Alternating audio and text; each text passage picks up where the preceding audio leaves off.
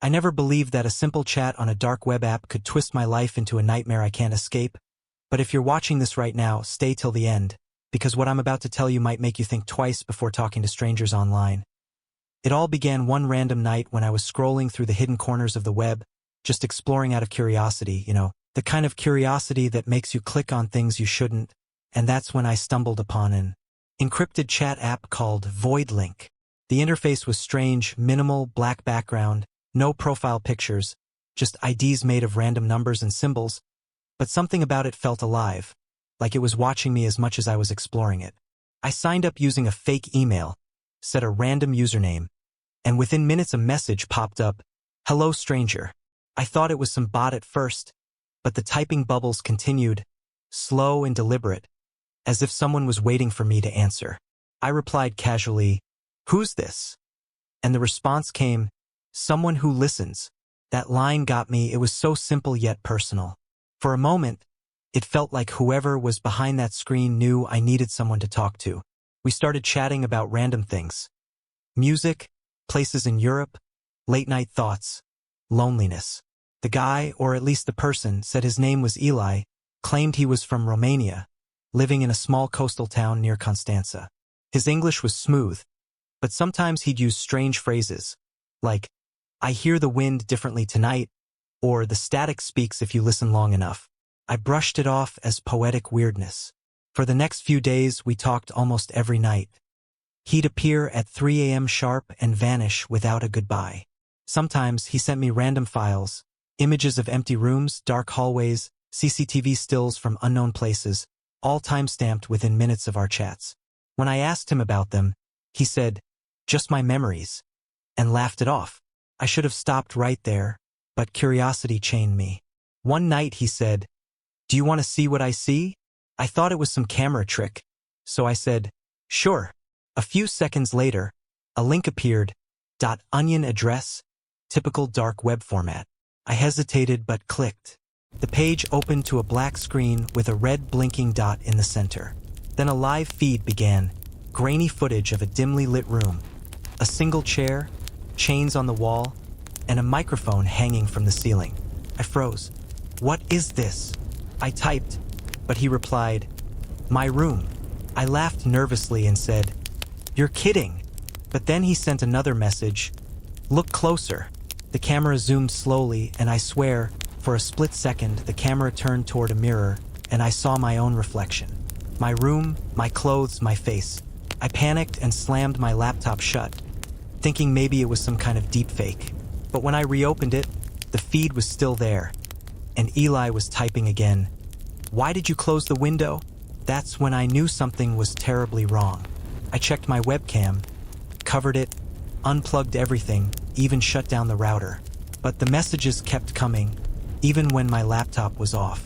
Notifications buzzed on my phone. "Don't run from me." I didn't sleep that night. The next day, I went to a cafe to use public Wi-Fi and tried to delete my VoidLink account, but the app was gone. No trace, no files, nothing. That night, he messaged me again, on Instagram this time. "You can't delete what isn't yours," he said, and attached a photo of me sitting in that cafe just hours earlier. I swear, I felt my blood turn cold. I looked around but saw no one watching me.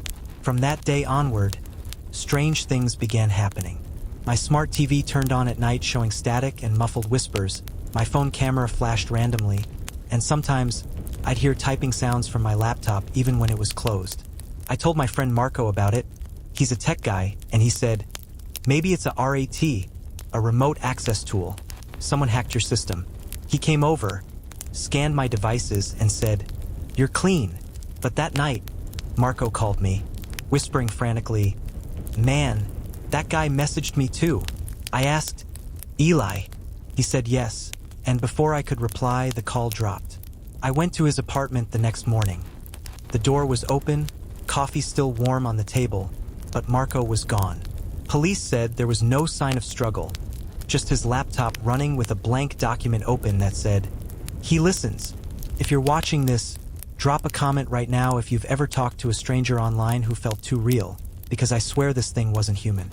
Days turned into weeks, and I started receiving printed photos under my door. black and white images of me sleeping, eating, walking outside. The last one had a note that said, "We're almost face to face." I left my apartment, stayed in hotels, used burner phones, but no matter where I went, messages followed.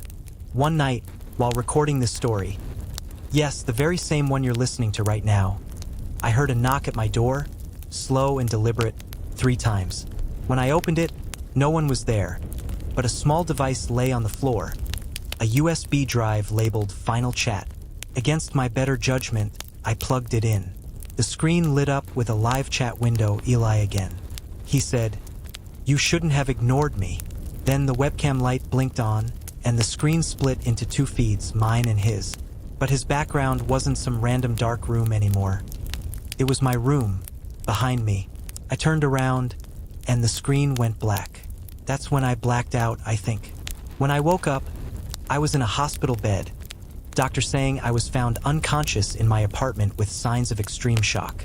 They said there was no one else there, but the CCTV from my building showed a tall figure in a dark coat walking down the hallway moments before I passed out. His face completely blurred. The hospital Wi-Fi was locked. My devices confiscated.